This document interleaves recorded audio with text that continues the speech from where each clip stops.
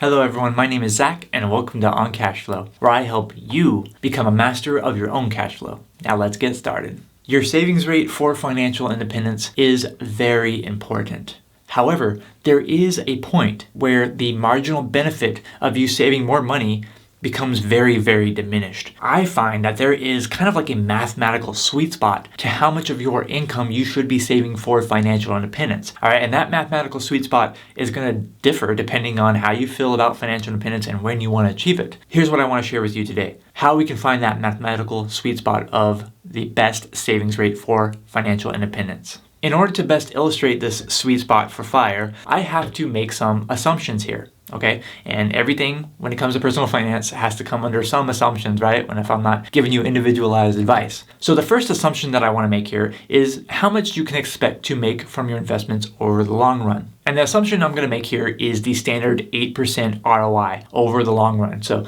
I assume that your portfolio is going to make an average return of 8% per year. Now, of course, we know the stock market doesn't work perfectly 8% every single year. It's a windy ride. It goes like this.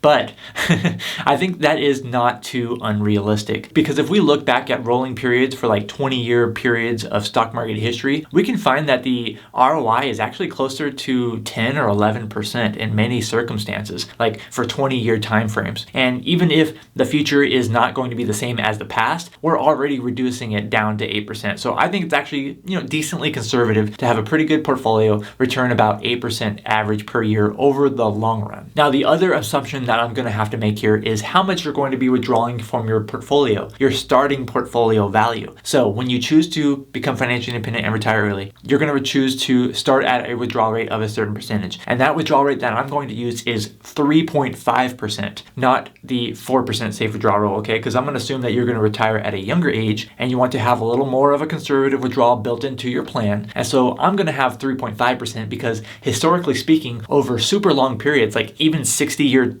retirement periods, 3.5% has a super high success rate, like something of like 98%, somewhere around there. So I think 3.5% starting withdrawal value is a very good conservative estimate. So that's what we're going to use: 8% average returns and 3.5% withdrawal rate. And one little note that I have to say here is you need to keep in mind that all of this assumes that you know how to correctly calculate what your savings rate is going to be. And luckily for you, I did make a video on how to correctly calculate your savings rate for financial independence, but let's talk about that at the end, okay? Let's first get on to how long it's going to take you to achieve financial independence. And that's going to determine where our mathematical sweet spot is going to be. So for this, I'm going to be using a really cool online calculator that I love to use all the time to illustrate financial independence, and that is Net Worthify, the Net Worthify calculator. So I put in our assumptions here of 3.5% initial withdrawal rate and a 8% average expected return. And the amount of income and expenses doesn't matter. What matters is the percentage of your income that you are saving. You're going to be saving 5% of your income, 10%,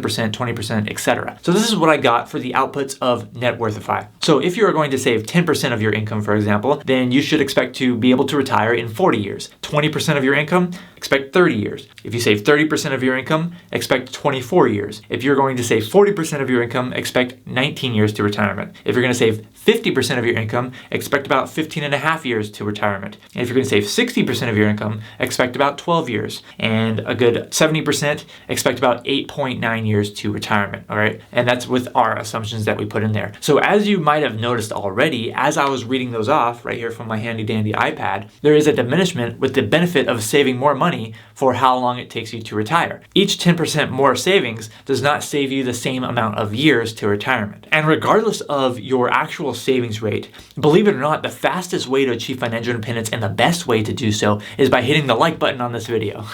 If you're enjoying this video so far, please make sure you like it. It really does help me out and I would really appreciate that. Plus, I guarantee you it's going to help YouTube recommend more of my videos to you that you need to watch so that you can achieve financial independence in a very short amount of time in probably the best way. But seriously, let's get back to looking at those marginal gains of increasing your savings rate. Let me put up the chart for you that I made that shows this in more detail of 5% increments. So you can see that if you have a 5% savings rate and you go from 5% to 10%, it's going to make a huge difference in how fast you can retire. You're actually going to save 9.4 years. You can retire 9.4 years faster going from a 5% savings rate to a 10% savings rate. In my opinion, that is definitely worth it. Now let's look at one that's more in the middle. If you have a 20% savings rate and you go from 20% to 25%, then it saves you 3.3 years. Not nearly as much as 9.4 years, but it sounds worth it to me to save 3.3 years to go from 20% to 25%. But let's look at a higher savings rate here and see what happens. So look at going from a 65% savings rate, which is pretty significant, to a 70% savings rate. That saves you 1.5 years, less than half of going from 20% to 25%. Now you really have to ask the question there, is it worth it?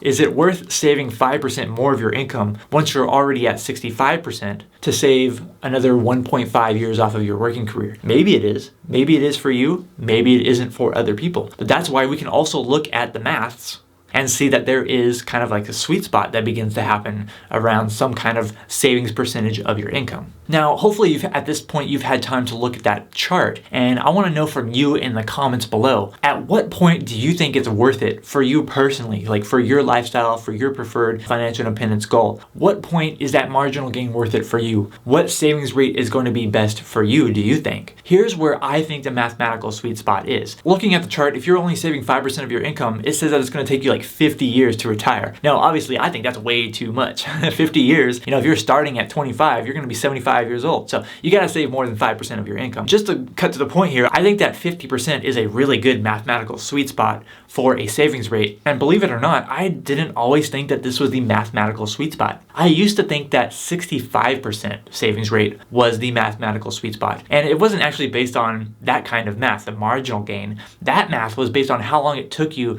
to achieve financial independence while starting from zero. It was calculated that it takes you about 10 years to achieve financial independence if you start at a net worth of $0. So that's why I used to think that 65% was the perfect savings rate. But now, actually, which is funny because now that I've achieved some form of financial independence, I look at it more as that was way too aggressive of a savings to have a good balance of life enjoyment today and saving for your future of financial independence. So now I'm geared way more towards a 50% savings rate because the marginal gain beyond 50% just becomes too small in my opinion. As you can see from that chart, it drops off, to only saving you a couple of years for every additional 5% of your income that you can save. And 50% already is actually pretty high. And I think that's a pretty good goal to follow. Just save half of your income and you will achieve financial independence very, very quickly. And even if you don't achieve a regular financial independence, if you can save 50% of your income, that means that you can live off of 50% of your income. And if you can find a job or you can find a business that you can create that generates half of what your income is now, but you love doing it,